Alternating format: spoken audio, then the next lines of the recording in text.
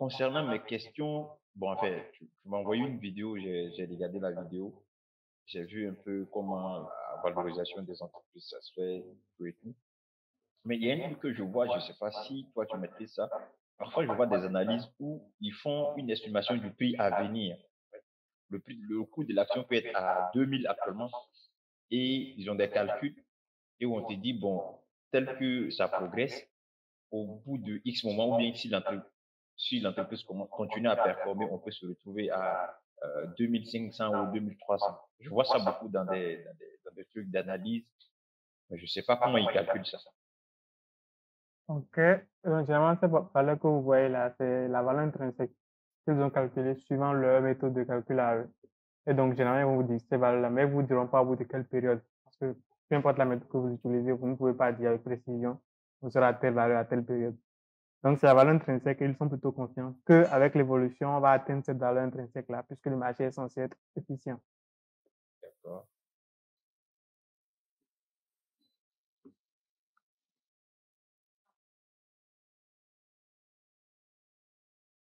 OK. Alors, ça, c'était une première question. Est-ce que vous avez d'autres questions? N'hésitez pas.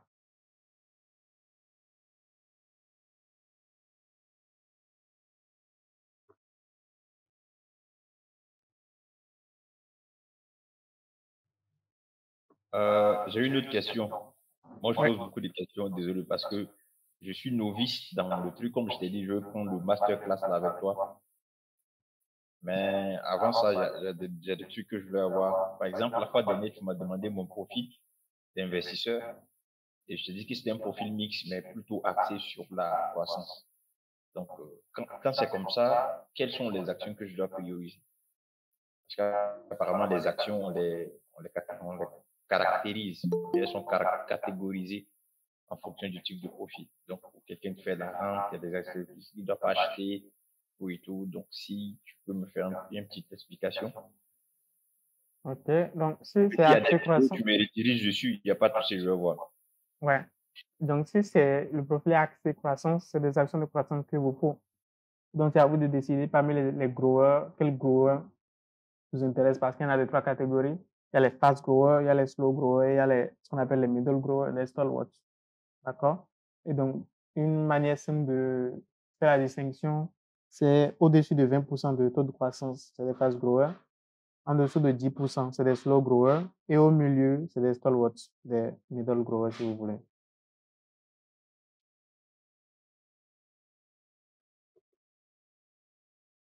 J'ai répondu à votre question?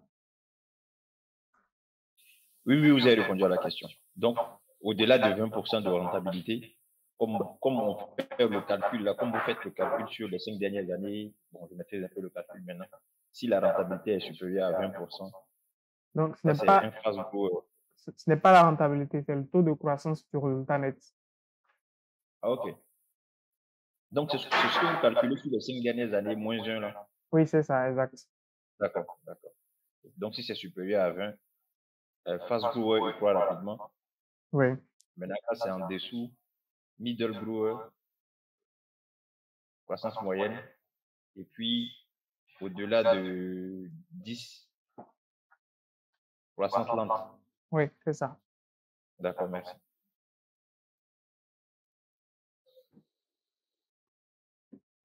OK. Alors, est-ce qu'il y a d'autres questions? N'hésitez pas.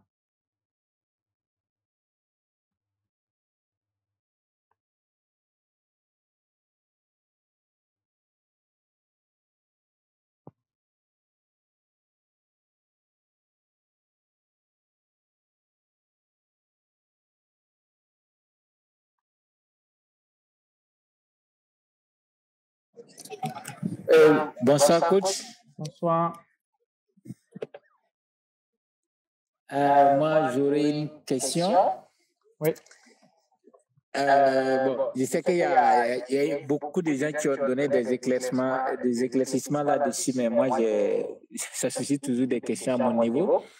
Par rapport aux questions des BOA qui ont augmenté un peu leur capital, moi, j'avais quelques actions sur BOA Niger, mais la dernière, hier, bon, le vendredi, je regardais, j'étais à Ce que j'avais compris, c'est comme si les actions que nous, on avait, le nombre allait augmenter, mais le coût de l'action allait baisser. C'est ce que j'avais compris, en gros, pour faire un gros résumé. Mais ce que j'ai constaté vendredi, c'est que le prix a baissé comme on l'entendait, mais moi, mon nombre d'actions n'a pas augmenté. C'est toujours resté le même. Ce qui se trouve que je suis maintenant à moins-value, alors qu'avant, j'étais à plus-value, quoi. Donc, ça suscite un peu des questions à mon niveau. Ok, ça, typiquement, c'est un problème de mise à jour de la plateforme de votre SGI. Donc, d'ici les jours qui vont suivre, normalement, la plateforme sera mise à jour. Vous verrez que la quantité d'actions a augmenté normalement. Ah, ok. Ah, ça marche. Maintenant, un moyen plus rapide d'avoir la vraie information, c'est de demander le relevé de votre portefeuille à votre gestionnaire. Donc, généralement, eux, ce qu'ils voient sur leur écran, c'est vraiment en temps réel, c'est vraiment à jour. Donc, si vous lui demandez le relevé, vous verrez que la quantité a augmenté normalement. Ok. Ça marche. Merci bien. Je vous en prie. Bonsoir. Bonsoir. Ok, j'aimerais savoir actuellement pour une personne qui veut la croissance des actions qu'on peut lui conseiller. Ok, si vous voulez faire de la croissance, dans l'ordre, ce que je conseille souvent, et si vous n'avez pas de problème avec les pays de l'AES, c'est Coris Bank, BOACI, BOA Burkina Faso. Je n'ai pas bien compris. Donc, si vous n'avez aucun problème avec les pays de l'AES, vous avez un problème avec les pays de l'AES?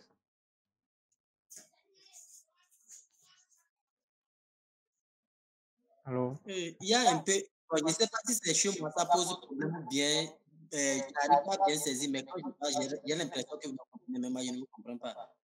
Ok, je disais, dans l'ordre, sur la BRVM, les actions de croissance, et comment je le sais, c'est parce en calculant les CAGA, quand on dit non growth rate, dans l'ordre, donc c'est Coris Bank, BOACI, BOA Burkina Faso. D'accord, Coris Bank. BOACI, BOA de la Côte d'Ivoire. BOA Burkina Faso. Oui. C'est ça? Oui. D'accord, merci beaucoup. Ok. Alors, j'ai mis dans le chat de ce call-là un code promo. Donc, en allant dans le chat, vous allez voir le code promo. Si vous êtes intéressé par la formation BRV Masterclass et que vous m'envoyez ce code promo-là, ça vous donne droit à une réduction de 20% sur la formation. D'accord? Donc, ça, c'est dit juste en passant. Dans le code promo, vous aurez payé le full price qui est de 35 000. Mais en utilisant le code promo, si vous m'envoyez ça en inbox, ça vous donne droit à une réduction de 20%. OK. Alors, est-ce qu'il y a d'autres questions? N'hésitez pas.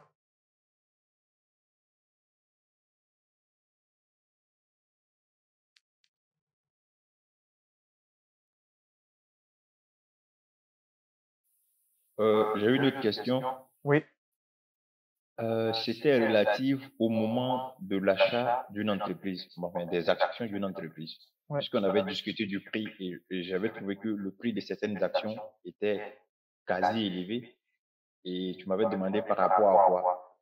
Exact. Donc après, tu avais même pris un exemple pour dire, est-ce qu'une action de 10 000 coûte plus cher qu'une action de 200 francs, bien, je sais pas, 20 francs. De 20 francs. Donc, non, moi, personnellement, quand je voyais des actions où le prix vraiment 10 000, 20 000, je me dis, ça coûte cher. Donc, j'avais tendance à voir des actions qui coûtent autour de 1000, 2000 ou même 500 francs. Vous me dites, avec du temps, ça peut évoluer. Donc, est-ce que vous avez des éclaircissements à apporter OK. sur les prix, à quel moment il faut acheter? OK. Alors, pour faire ça, je vais essayer de partager mon écran. Dites-moi si vous voyez mon écran. D'accord.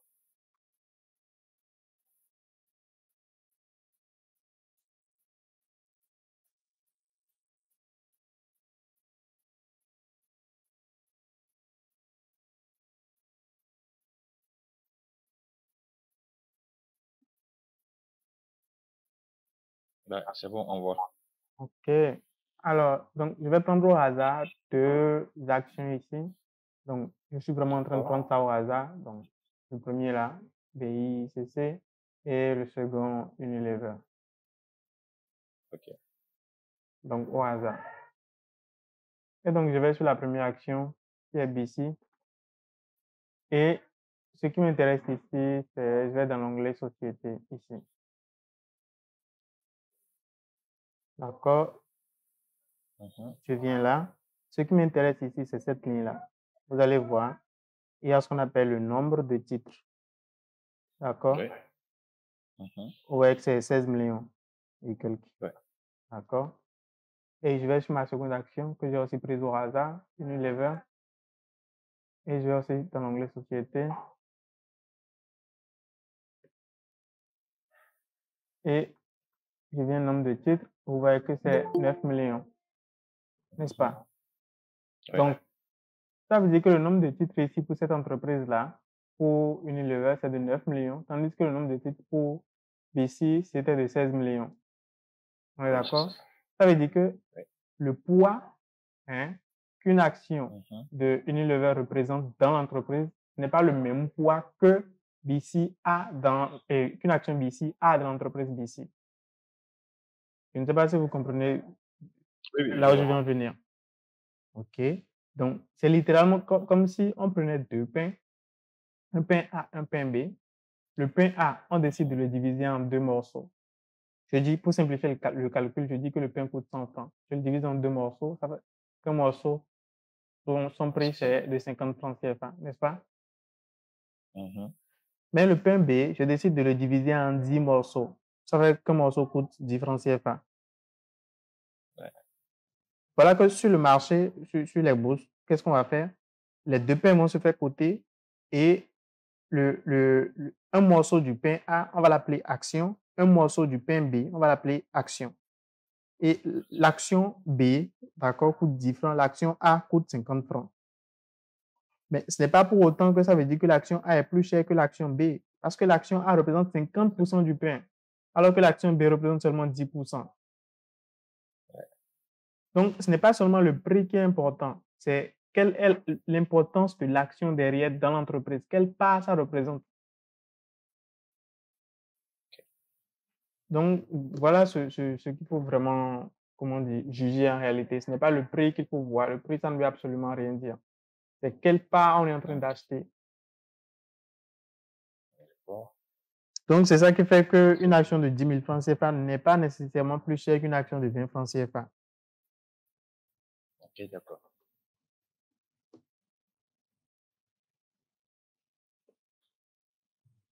Super.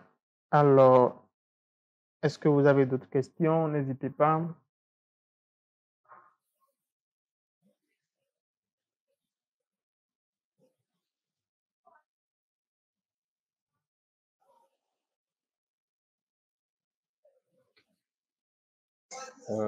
Bon, vas-y, lui va poser. Moi, j'ai assez posé de questions, je vais l'attendre s'il finit.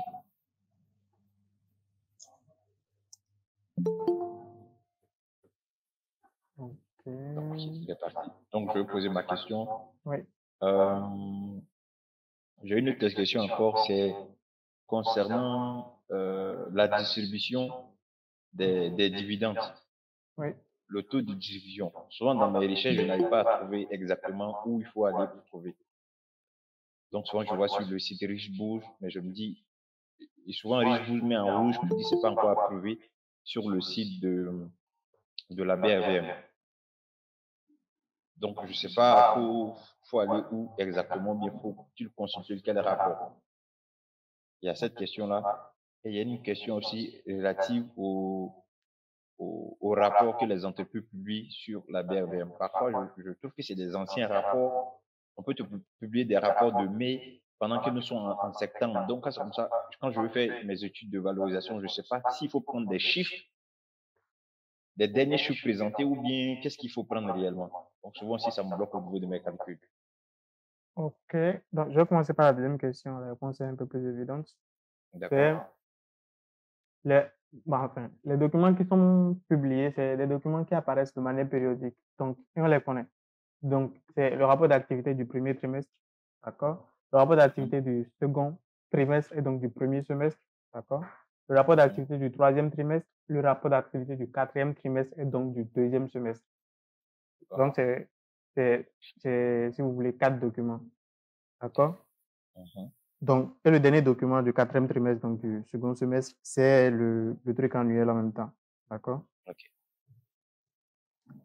Et donc, ça fait que au premier trimestre, ça finit janvier, février, mars, n'est-ce pas? C'est pas en mars que vous aurez ce document-là. Généralement, c'est un mois plus tard. Il y a des entreprises qui vont prendre du retard et donc vous l'aurez peut-être 2 mois après. D'accord? Donc, c'est en fin avril, d'accord, que vous aurez le rapport T1. Et ça fait sens parce que les choses viennent de se passer, l'activité vient de se passer. Il faut prendre du temps pour compiler les données pour pouvoir faire un document et ensuite le rendre public. N'est-ce pas? Donc, c'est pourquoi c'est en avril que vous avez le rapport qui finit, le rapport de l'activité qui a pris fin en mars. Pareil pour le rapport en mi-année.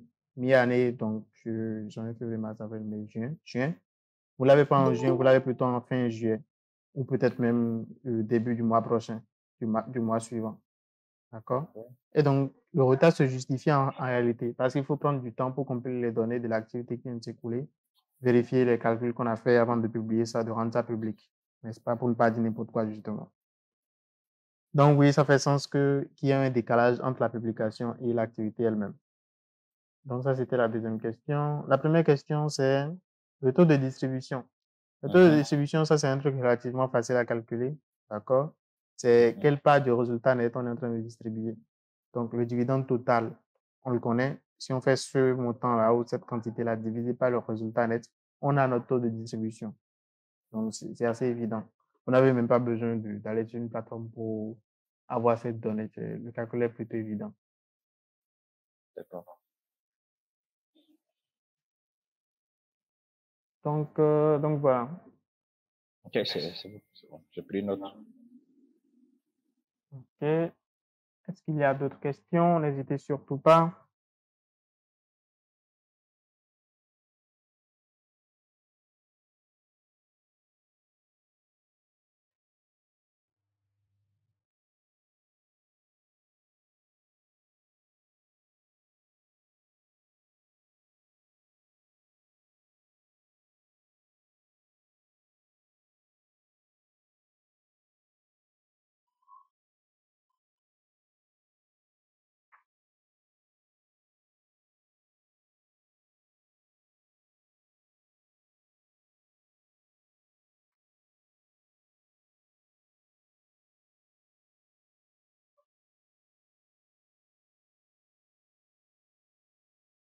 Pas de questions.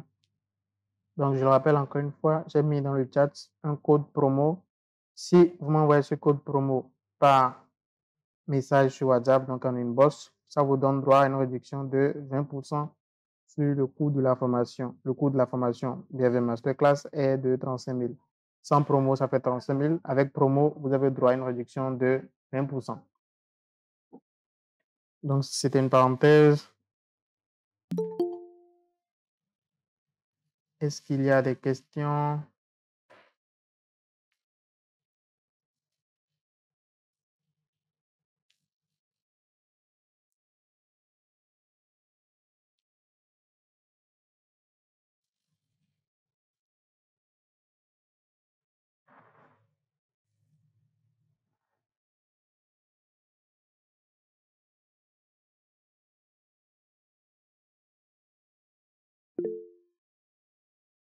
Oui, Monsieur Taboudou, allez-y.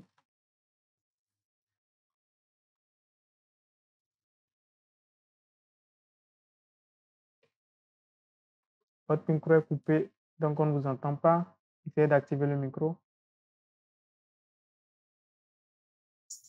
Allô? Allô? Ok, j'aimerais que vous essayez de nous faire un éclaircissement sur les cas de des actions initiales, puisque je les ai pris la fois dernière. Bon, mais je vois que ça ne correspond pas à mes choses. Donc, je suis en train de prévoir les vendre dans les jours à venir pour d'autres nouvelles actions. Est-ce que serait-il une bonne idée?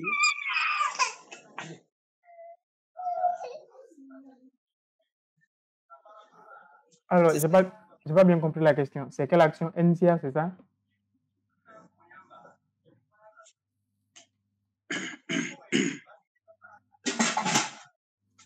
Allô?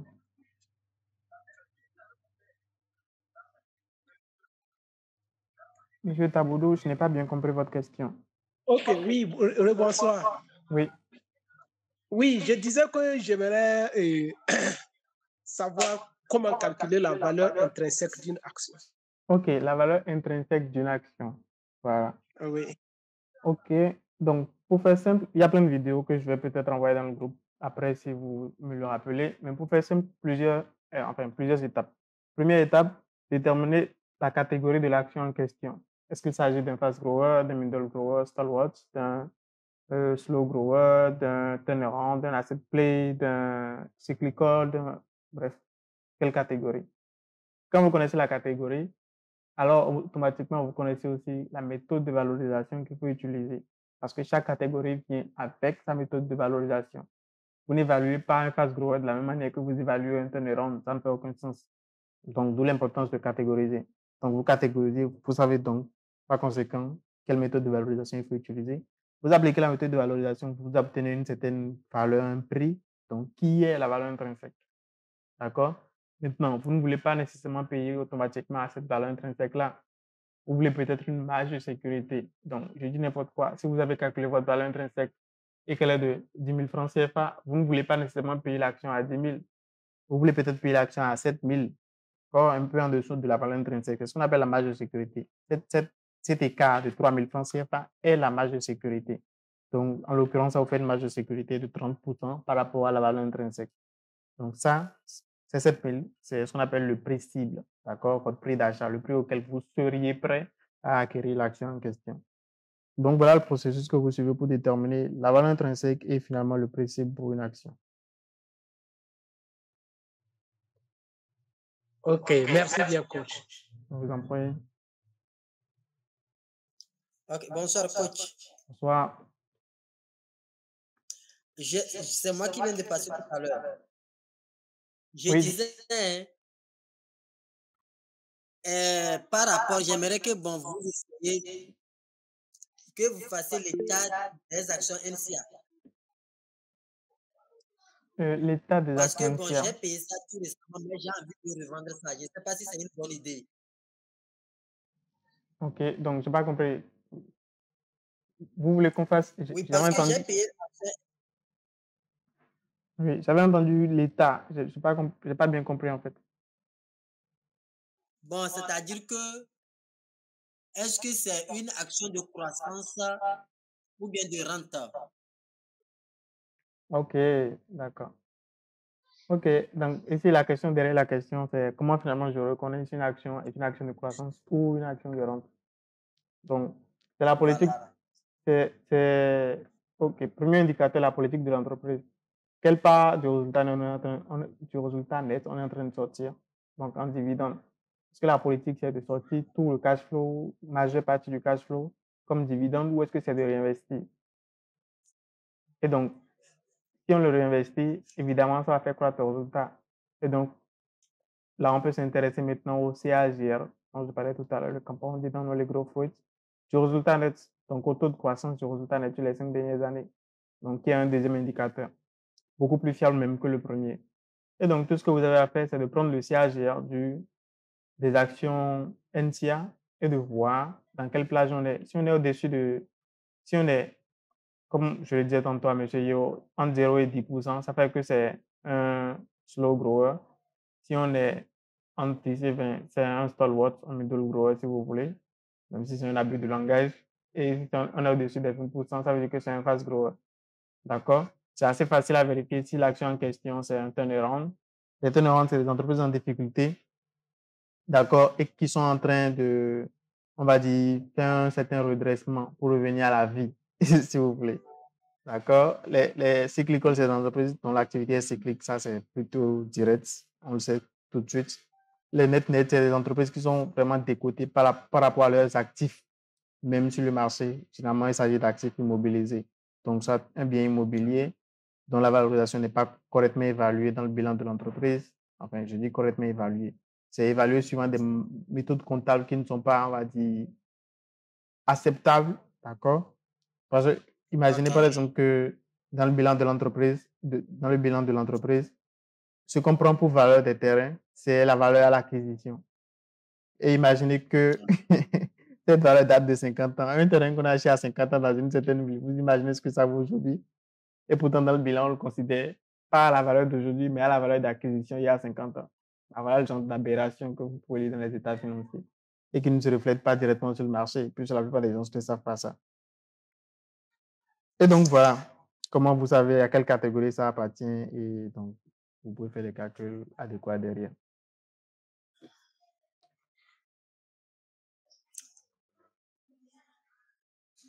J'ai répondu à votre question? Non. Le micro, je ne sais pas si c'est chaud, mais on peut tout le monde. Moi, je vous entends parfaitement. Mais quand vous parlez, il y a un bruit là qui m'empêche. Mais de toutes les façons, j'ai compris quand même. Maintenant, la suite de ma question est que tout récemment, j'ai suivi une de vos vidéos sur l'action Burkina, Choriste Burkina. Vous m'écoutez? Oui. Ok. Bon, j'aimerais que vous me résumez encore un peu. Parce que, bon, par rapport à votre analyse, je suis en train de comprendre, je suis en train de faire des recherches, j'ai compris que vraiment tout ce que vous avez dit est vérifié. Mais j'aimerais que vous me réexpliquiez encore un peu sur ça, quoi. Quoi exactement sur Chorus Bank? Vous dites? Quoi exactement concernant l'action Chorus Bank? Je ne vous saisis pas.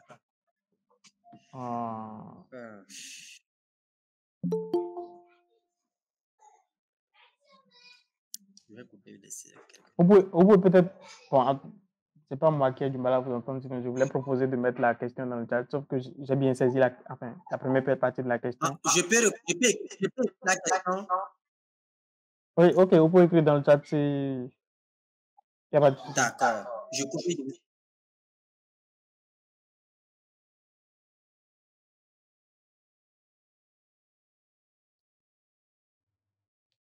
Alors, je vois qu'il y a M. Taboudou qui levait la main tout à l'heure. Vous avez toujours une question? N'hésitez pas.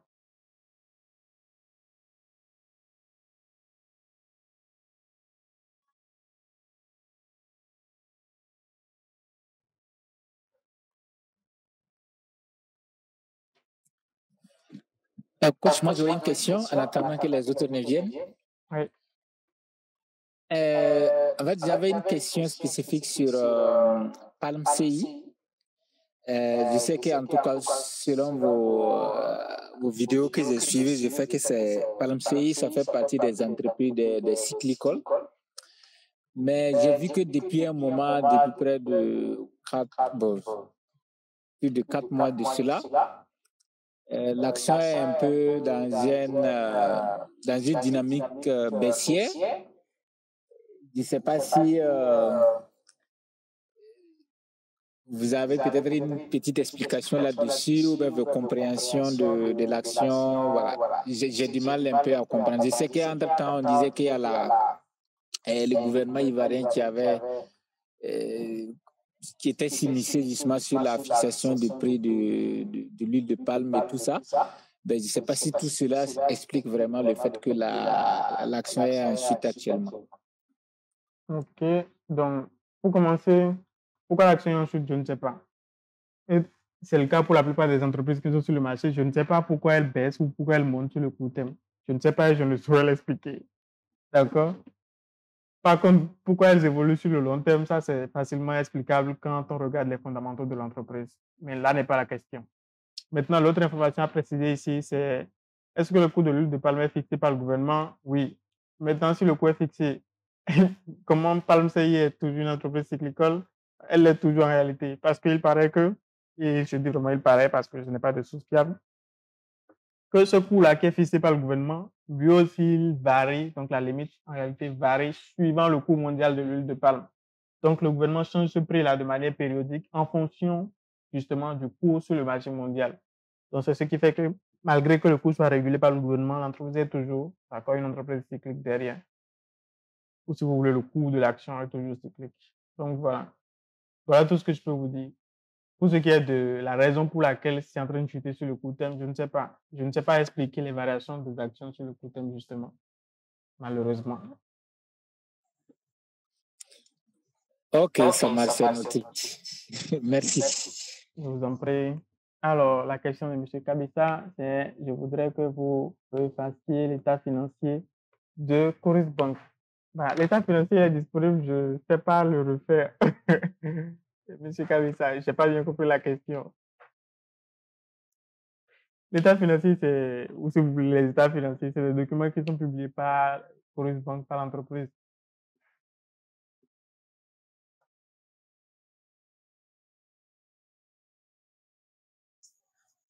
Oui, alors, vous dites que vous n'avez pas bien compris la question.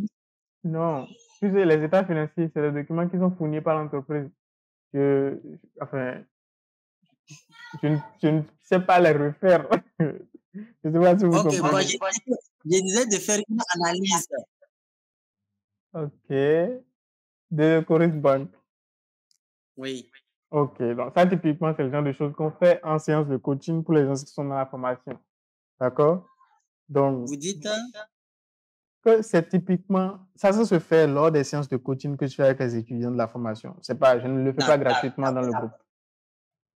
Et donc, avec la formation, il y a une séance de coaching par module. Il y a plus de 7 modules. En temps, je disais 7 modules, mais là, actuellement, il y a plus de 7 modules dans la formation.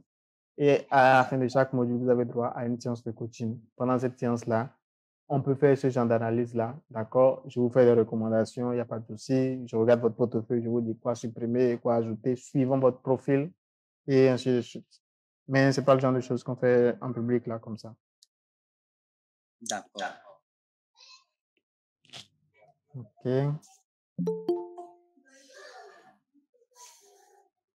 Alors, est-ce qu'il y a d'autres questions? Oui, j'ai une autre question. Oui. Bon, je laisse l'autre parler. Après, moi, Je crois qu'il n'y a personne d'autre. Bonsoir, la communauté. Bonsoir, monsieur Alcade. Oui, je voulais, par rapport à Palmsy, là, je voulais clarifier que c'est peut-être la psychologie du marché actuellement sur le titre.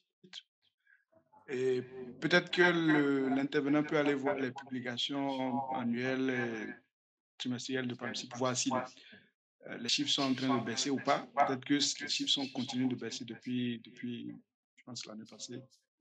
Et donc, ce qui explique que tout le monde commence à sortir. Bon, peut-être, c'est une raison. Merci. OK.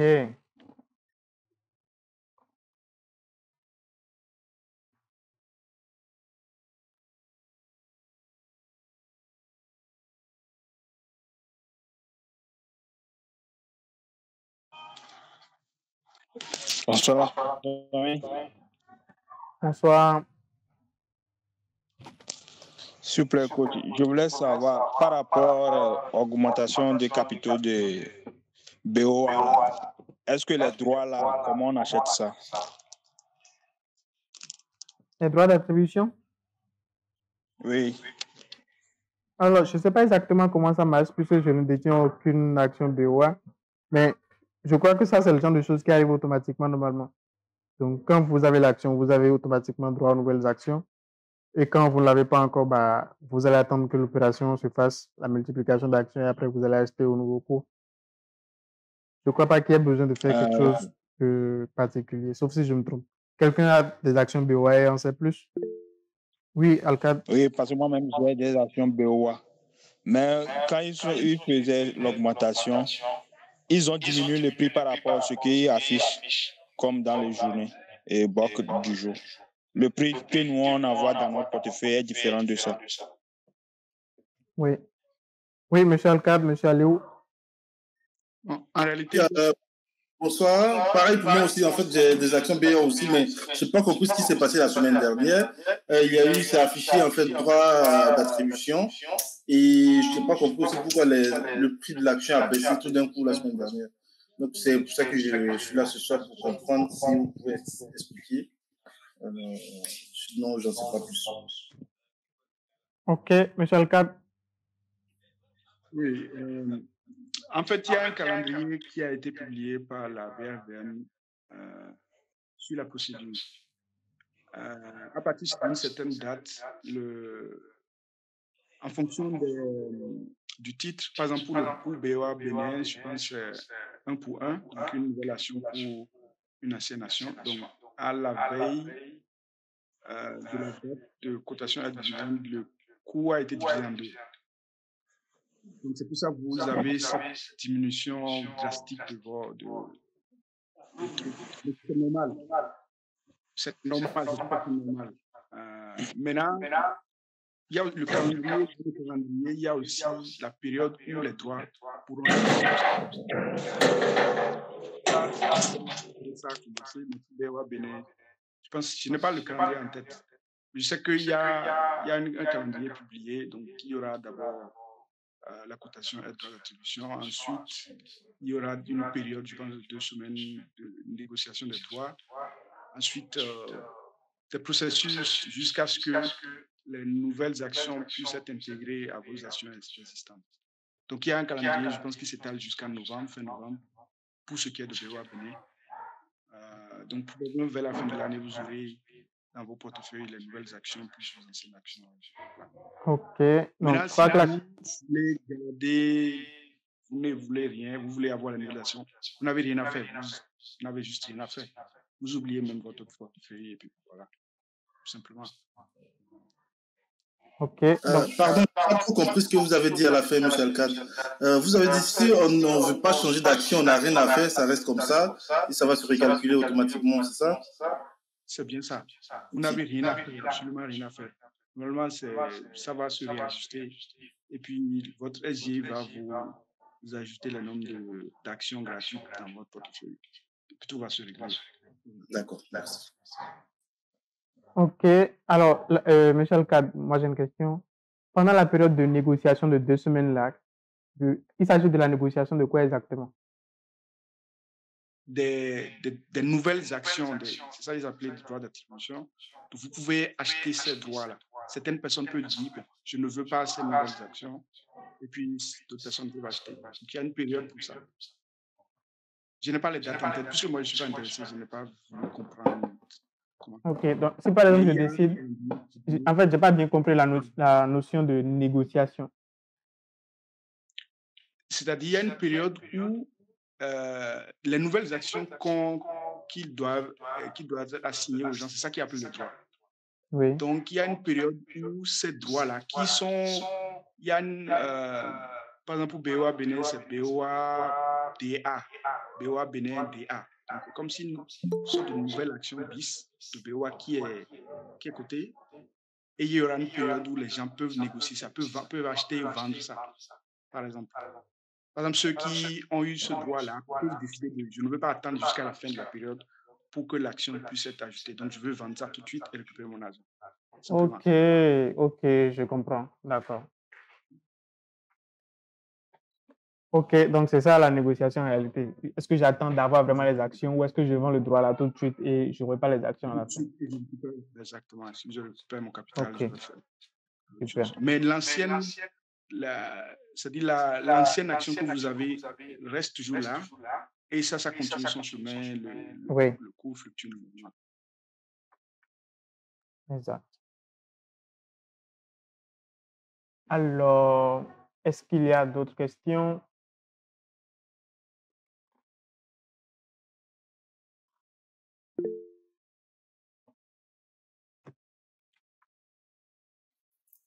Bonsoir. Moi, j'ai une petite question.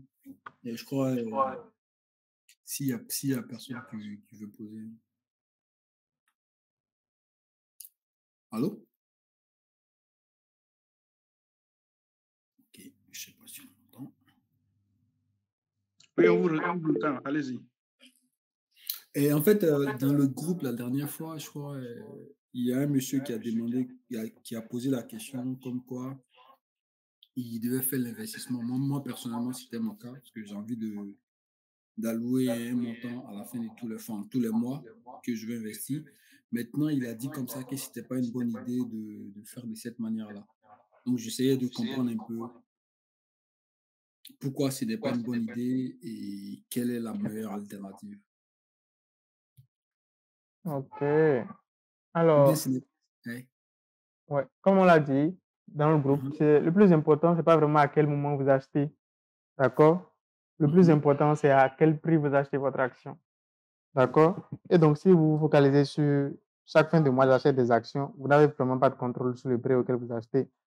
Vous êtes en train d'acheter à tous les prix systématiquement. Vous suivez juste l'évolution du coût de l'action. Donc, ce n'est pas la bonne approche. La bonne approche, c'est une action m'intéresse, je valorise l'action, je connais la valeur intrinsèque, j'applique une marge de sécurité, j'ai un prix cible, d'accord? Et j'achète seulement si on est en dessous de ce prix cible-là. Peu importe quand.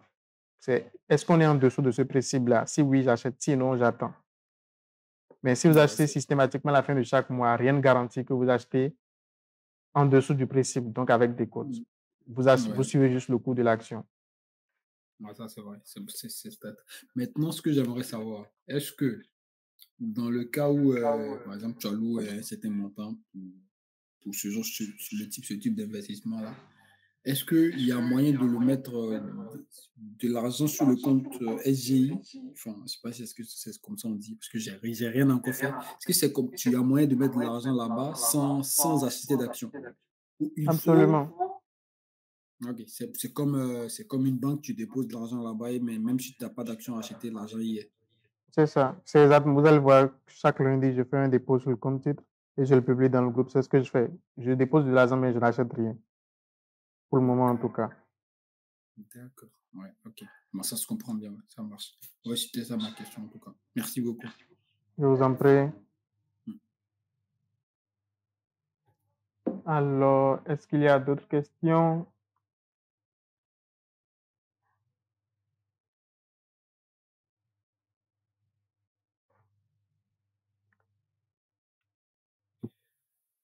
La question que je voulais poser, ça part dans le même sens que ce que Seydou vient de demander. Oui. Moi, j'ai un budget que je voulais me fixer chaque mois, que je vais utiliser pour acheter les actions, mais plutôt, j'avais la même vision que lui, c'est-à-dire chaque mois, j'achète un exemple BOA, j'achète 250 000 le mois prochain, pareil. Mais après votre intervention, je me suis rendu compte que je pouvais avoir 10 000 ce mois-là, et puis le mois prochain, l'avoir à 12 000, et puis l'avoir ensuite à 15 000 souvent. Donc, après votre intervention, je vous ai dit que je peux potentiellement mettre l'argent sur le compte, sur la SGI, mais je vais continuer à faire des calculs quand l'action sera intéressante à acheter et j'achète. C'est ça. Donc, du coup, si le prix de l'action devient intéressant comme je veux, si j'ai emmagasiné l'argent de 3 ou bien 2 mois, je dois utiliser tout cet argent pour acheter, non? Ou bien il faut attendre encore? C'est vous qui voyez. Selon vos calculs, vous avez un prix cible. Donc, suivant le prix cible, vous savez si c'est le moment d'acheter ou pas. Et vous savez encore quelle portion de votre, on va dire, cash, donc dans le portefeuille, il faut allouer à cette action. Parce que ce n'est sûrement pas la seule action qui vous intéresse. Donc, je dis n'importe quoi. Que vous avez 1 million en cash dans le portefeuille, qu'il y a 3 actions qui vous intéressent et toutes les 3 actions sont décotées. Toutes les 3 actions sont en dessous de leur prix cible. Donc, c'est vous qui décidez. OK, j'alloue 250 000 à la première action qui m'intéresse, 500 000 à la seconde action. C'est vous qui voyez. On appelle ça de l'allocation de capital. D'accord? Et donc, il y a des règles pour faire ça de manière efficace. C'est généralement l'action qui a le plus de potentiel à cette action-là. On va allouer le plus de capital, ou l'autre philosophie, c'est l'action qui a le moins de chances de perdre, donc de diminuer drastiquement avec le temps. C'est à cette action qu'on va allouer le plus de capital. Tout est une question de philosophie. Est-ce que vous êtes plutôt, on va dire, je veux dire, progressiste, vous voulez risquer, gagner gros, ou vous êtes plutôt conservateur. Donc, ça va vous orienter votre allocation de capital. Ok, d'accord.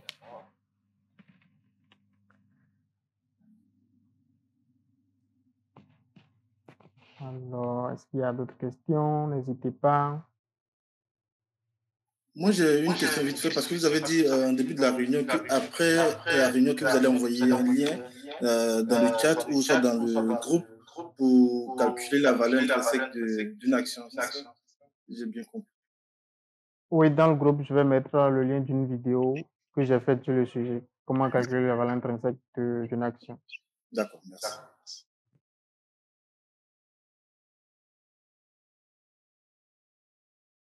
Mais dans tous les cas, je veux dire, ouais, j'ai nécessairement des vidéos publiques qui en parlent, mais n'oubliez pas qu'il y a la formation où il y a des vidéos qui ne sont pas rendues publiques, d'accord, et qui parlent du même sujet avec beaucoup plus de détails.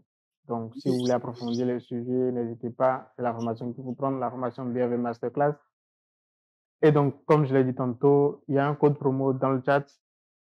Je ne vais pas le dire parce que sinon, ceux qui n'ont pas ouvert le chat auront le code promo.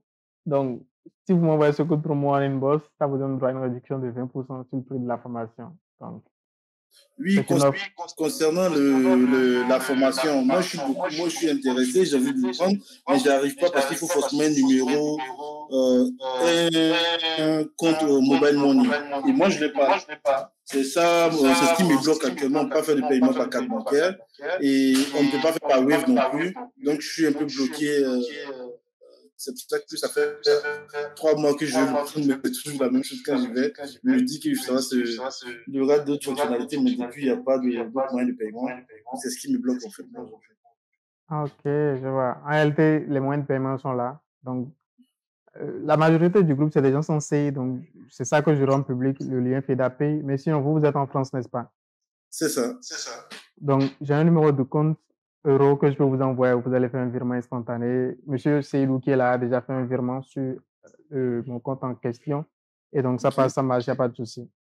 Et donc, en réalité, j'avais même un lien. Je l'ai toujours d'ailleurs, mais je ne compte plus l'utiliser. Ou vous pouvez utiliser une carte de débit ou de crédit, comme vous faites vos paiements sur Amazon et consorts.